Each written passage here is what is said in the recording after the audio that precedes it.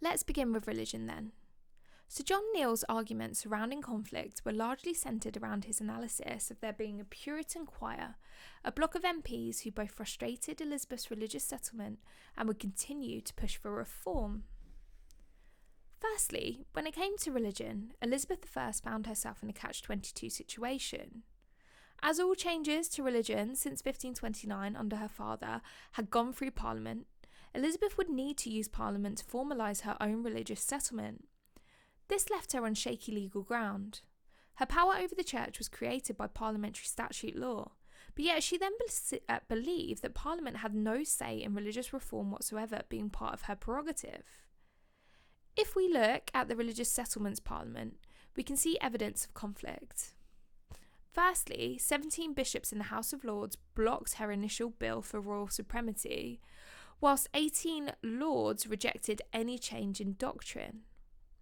This had left Cecil and Elizabeth aghast, leading her to prorogue the session until after Easter. Following the imprisonment of the bishops of Lincoln and Winchester, Elizabeth achieved her settlement. She accepted the role of Supreme Governor as opposed to Supreme Head. Yet still, her act of supremacy was rejected by the bishops and only passed by the laity lords. Elizabeth arguably saw the settlement after 1559 as a fixed entity, something that was done. Any further reform would be down to her or to her convocation of bishops. That did not, though, stop some MPs trying to establish further reform through Parliament. In 1566, she was forced to veto bills which had been backed by William Cecil himself, pushing for further reform. In 1571, William Strickland set out a bill pushing for the reform of the Book of Common Prayer, abolishing the use of surplices, rings in marriage and the kneeling in communion, which he saw as superstitious papistry. It is unclear as to whether he was actually imprisoned, but he was certainly stripped by Elizabeth of his seat in Parliament on the workings of the Privy Council, and he was not allowed to return as an MP until 1584. Yet in 1584 there were ongoing issues in that particular parliamentary session. Elizabeth in 1584 to 1585 was forced to veto bills aimed at further puritanical church reform and stated that she would hear no motion of innovation, i.e. she wouldn't allow for any further reform to be pushed on her via Parliament. This did not, though, stop Anthony Cope, a Puritan MP with Presbyterian sympathies, proposing his Bill and Book in the 1586 session. His bill was a proposed act for a more reformed English church and an argument that the Puritan Genevan, so Swiss prayer book, should replace Elizabeth's moderate prayer book that had been created in 1559. Elizabeth sent Cope and 4 other MPs to the Tower of London for daring to question her royal supremacy and her religious settlement, while Sir Christopher Hatton led for her a campaign against support for the Bill and the Book in Parliament. So what evidence do we have for cooperation? The House of Commons largely accepted Elizabeth's religious settlement, we can argue, despite needing to be pushed, and her Privy Councillors and MPs largely rejected the proposals of William Strickland and Anthony Cope. However, she did seem to face opposition and proposals for further reform quite regularly, having to directly argue against them in 1571, 1584 and 1586. Moving on to freedom of speech. Traditionally, Parliament had been seen as a place in which MPs could air their grievances and give advice to the monarch. As we've already seen, though, this was not to Elizabeth's liking. In 1563 and 1566, she let her irritation at having her prerogative with regards to the marriage question known. Furthermore, the MP for Barnstaple, Peter Wentworth, became notorious for speaking out for the freedom of speech for MPs and being imprisoned. In 1571, 1576 and 1587, he argued that MPs should have the ability to debate all and any issues.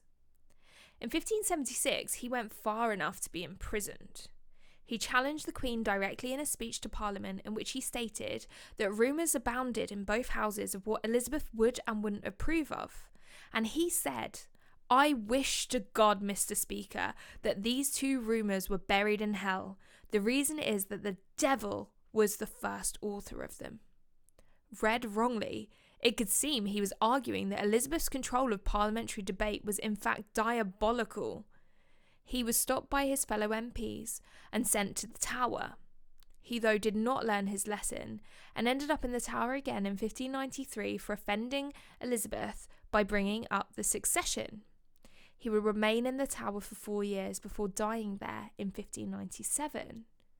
Here, therefore, we see conflict between Elizabeth and an MP. However, he was swiftly rounded upon by his parliamentary colleagues and dealt with. What Elizabeth could not, though, ignore were criticisms of her financial policies from Parliament in her later years.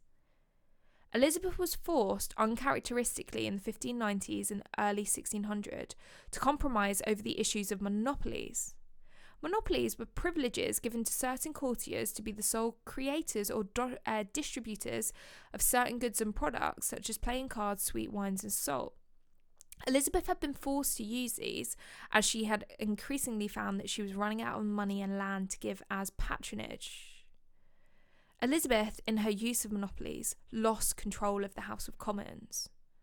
When her MPs called the men openly she'd given monopolies to bloodsuckers of the Commonwealth, she was forced, for fear of unrest, to cancel certain monopolies, and was even forced to give the flattering Golden Speech to get her MPs back on her side. We'll hear more about the Golden Speech when we move on to finance and the later years in the ongoing weeks.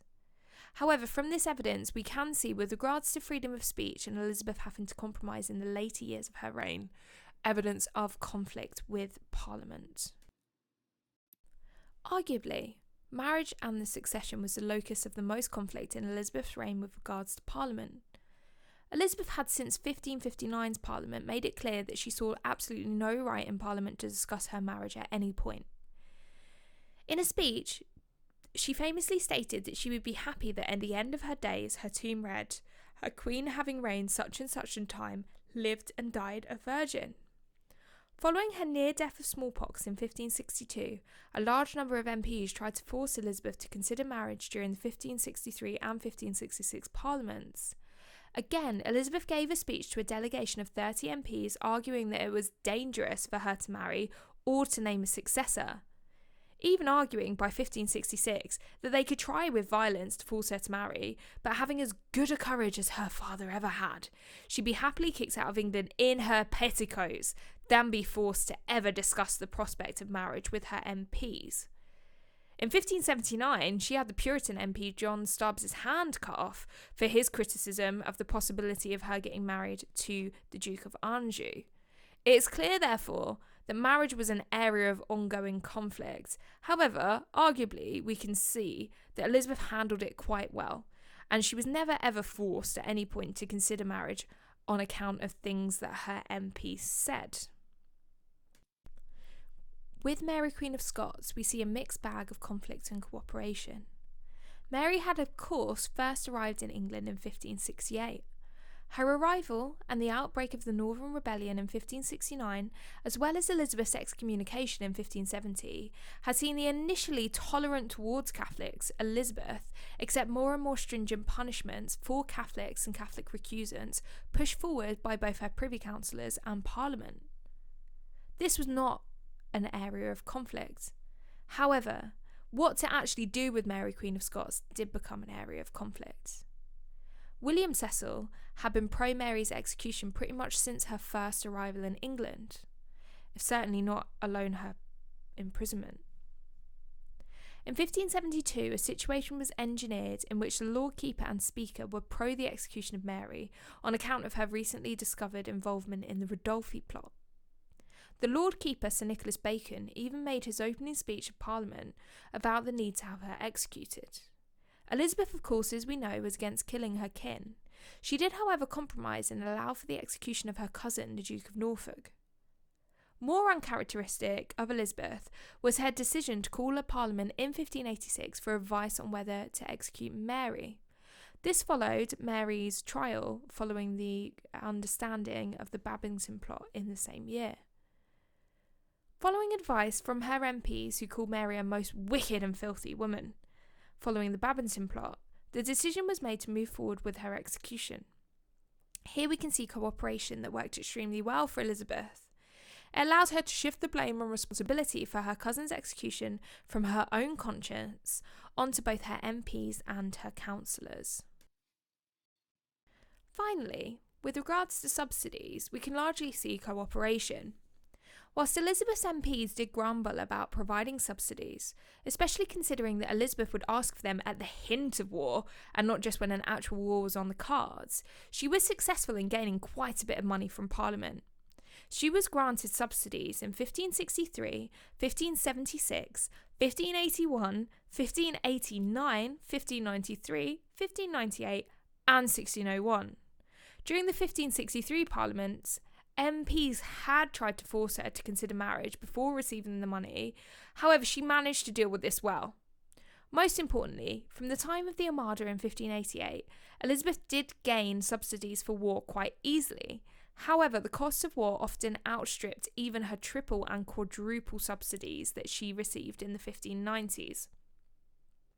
However, as you can see though, even when granting subsidies, there were some conflicts at the end of her reign. As stated before, the 1598 and 1601 sessions were called for her to receive subsidies for her war against Spain. However, these sessions saw MPs not only provide her with the subsidies, but also air their grievances about Elizabeth's use of monopolies and financial policies. So, cooperation or conflict? As we can see, depending on how we twist the evidence, we can find evidence of both cooperation and conflict with Parliament.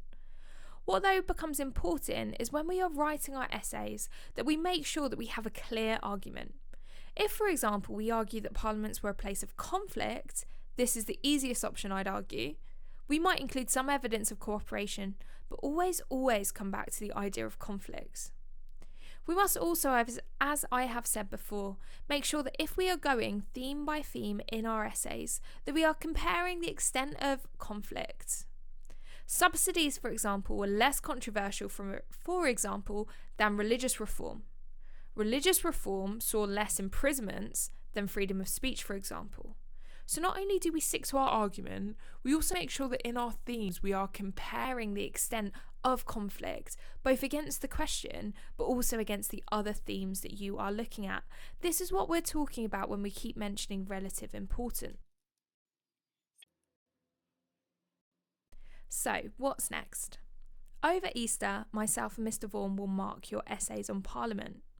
You will get feedback and you'll get given some green pen work for you to do.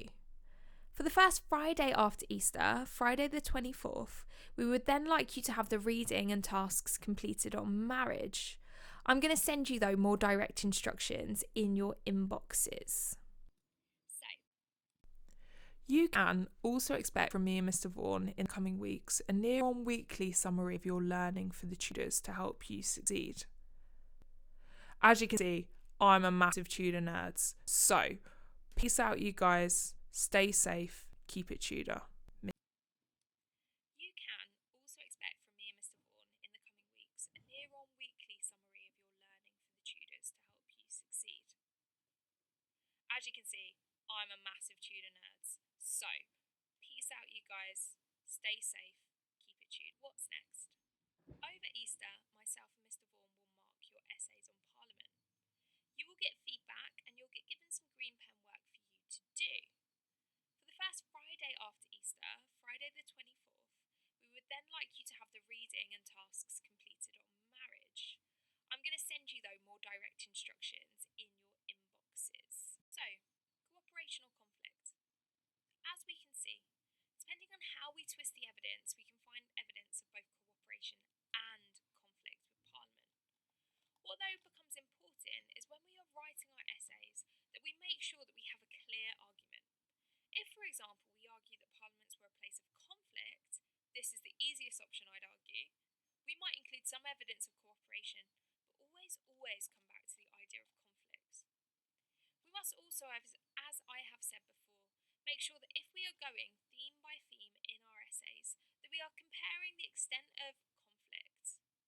Subsidies, for example, were less controversial, for example, than religious reform. Religious reform saw less imprisonments than freedom of speech, for example. So not only do we stick to our argument, we also make sure that in our themes we are again, of conflict, both against the question but also against the other themes that you are looking at. This is what we're talking about when we keep mentioning relative importance. Finally, with regards to subsidies, we can largely see cooperation. Whilst Elizabeth's MPs did grumble about providing subsidies, especially considering that Elizabeth would ask for them at the hint of war and not just when an actual war was on the cards, she was successful in gaining quite a bit of money from Parliament. She was granted subsidies in 1563, 1576, 1581, 1589, 1593, 1598, and 1601. During the 1563 Parliament, MPs had tried to force her to consider marriage before receiving the money. However, she managed to deal with this well. Most importantly, from the time of the Armada in 1588, Elizabeth did gain subsidies for war quite easily. However, the costs of war often outstripped even her triple and quadruple subsidies that she received in the 1590s. However, as you can see though, even when granting subsidies, there were some conflicts at the end of her reign. As stated before, the 1598 and 1601 sessions were called for her to receive subsidies for her war against Spain. However, these sessions saw MPs not only provide her with the subsidies, but also air their grievances about Elizabeth's use of monopolies and financial policies. Arguably, marriage and the succession was the locus of the most conflict in Elizabeth's reign with regards to Parliament. Elizabeth had since 1559's Parliament made it clear that she saw absolutely no right in Parliament to discuss her marriage at any point. In a speech, she famously stated that she would be happy that at the end of her days her tomb read, "A queen having reigned such and such a time, lived and died a virgin." Following her near death of smallpox in 1562, a large number of MPs tried to force Elizabeth to consider marriage during the 1563 and 1566 Parliaments. Again, Elizabeth gave a speech to a delegation of 30 MPs arguing that it was dangerous for her to marry or to name a successor, even arguing by 1566 that they could try with violence to force her to marry, but having as good a courage as her father ever had, she'd be happily kicked out of England in her petticoats than be forced to ever discuss the prospect of marriage with her MPs. In 1579, she had the Puritan MP John Stubbs' hand cut off for his criticism of the possibility of her getting married to the Duke of Anjou. It is clear, therefore, that marriage was an area of ongoing conflict. However, arguably, we can see that Elizabeth handled it quite well, and she was never ever forced at any point to consider marriage on account of things that her MPs said. Moving on to freedom of speech. Traditionally, Parliament had been seen as a place in which MPs could air their grievances and give advice to the monarch. As we've already seen though, this was not to Elizabeth's liking. In 1563 and 1566, she let her irritation at having her prerogative with regards to the marriage question known. Furthermore, the MP for Barnstaple, Peter Wentworth, became notorious for speaking out for the freedom of speech for MPs and being imprisoned. In 1571, 1576 and 1587, he argued that MPs should have the ability to debate all and any issues. In 1576, he went far enough to be imprisoned. He challenged the Queen directly in a speech to Parliament in which he stated that rumours abounded in both houses of what Elizabeth would and wouldn't approve of. And he said, "I wish to God, Mr. Speaker, that these two rumours were buried in hell. The reason is that the devil was the first author of them." Read wrongly, it could seem he was arguing that Elizabeth's control of parliamentary debate was in fact diabolical. He was stopped by his fellow MPs and sent to the Tower. He, though, did not learn his lesson and ended up in the Tower again in 1593 for offending Elizabeth by bringing up the succession. He would remain in the Tower for 4 years before dying there in 1597. Here, therefore, we see conflict between Elizabeth and an MP. However, he was swiftly rounded upon by his parliamentary colleagues and dealt with. What Elizabeth could not, though, ignore were criticisms of her financial policies from Parliament in her later years. Elizabeth was forced, uncharacteristically in the 1590s and early 1600s, to compromise over the issues of monopolies. Monopolies were privileges given to certain courtiers to be the sole creators or distributors of certain goods and products, such as playing cards, sweet wines, and salt. Elizabeth had been forced to use these as she had increasingly found that she was running out of money and land to give as patronage. Elizabeth, in her use of monopolies, lost control of the House of Commons. When her MPs called the men openly she'd given monopolies to bloodsuckers of the Commonwealth, she was forced, for fear of unrest, to cancel certain monopolies, and was even forced to give the flattering Golden Speech to get her MPs back on her side. We'll hear more about the Golden Speech when we move on to finance and the later years in the ongoing weeks. However, from this evidence, we can see, with regards to freedom of speech and Elizabeth having to compromise in the later years of her reign, evidence of conflict with Parliament. Let's begin with religion then. Sir John Neale's arguments surrounding conflict were largely centred around his analysis of there being a Puritan choir, a block of MPs who both frustrated Elizabeth's religious settlement and would continue to push for reform. Firstly, when it came to religion, Elizabeth I found herself in a catch-22 situation. As all changes to religion since 1529 under her father had gone through Parliament, Elizabeth would need to use Parliament to formalise her own religious settlement. This left her on shaky legal ground. Her power over the church was created by parliamentary statute law, but yet she then believed that Parliament had no say in religious reform whatsoever, being part of her prerogative. If we look at the Religious Settlements Parliament, we can see evidence of conflict. Firstly, 17 bishops in the House of Lords blocked her initial bill for royal supremacy, whilst 18 lords rejected any change in doctrine. This had left Cecil and Elizabeth aghast, leading her to prorogue the session until after Easter. Following the imprisonment of the bishops of Lincoln and Winchester, Elizabeth achieved her settlement. She accepted the role of Supreme Governor as opposed to Supreme Head. Yet still, her act of supremacy was rejected by the bishops and only passed by the laity lords. Elizabeth arguably saw the settlement after 1559 as a fixed entity, something that was done. Any further reform would be down to her or to her convocation of bishops. That did not, though, stop some MPs trying to establish further reform through Parliament. In 1566, she was forced to veto bills which had been backed by William Cecil himself, pushing for further reform. In 1571, William Strickland set out a bill pushing for the reform of the Book of Common Prayer, abolishing the use of surplices, rings in marriage, and the kneeling in communion, which he saw as superstitious papistry. It is unclear as to whether he was actually imprisoned, but he was certainly stripped by Elizabeth of his seat in Parliament on the workings of the Privy Council, and he was not allowed to return as an MP until 1584. Yet in 1584 there were ongoing issues in that particular parliamentary session. Elizabeth in 1584 to 1585 was forced to veto bills aimed at further puritanical church reform and stated that she would hear no motion of innovation, i.e. she wouldn't allow for any further reform to be pushed on her via Parliament. This did not, though, stop Anthony Cope, a Puritan MP with Presbyterian sympathies, proposing his Bill and Book in the 1586 session.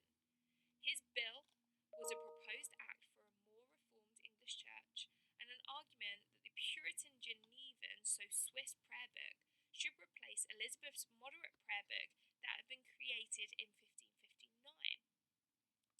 Elizabeth sent Cope and 4 other MPs to the Tower of London for daring to question her royal supremacy and her religious settlement, while Sir Christopher Hatton led for her a campaign against support for the bill and the book in Parliament. So what evidence do we have for cooperation? The House of Commons largely accepted Elizabeth's religious settlement, we can argue, despite needing to be pushed, and her Privy Councillors and MPs largely rejected the proposals of William Strickland and Anthony Cope. However, she did seem to face opposition and proposals for further reform quite regularly, having to directly argue against them in 1571, 1585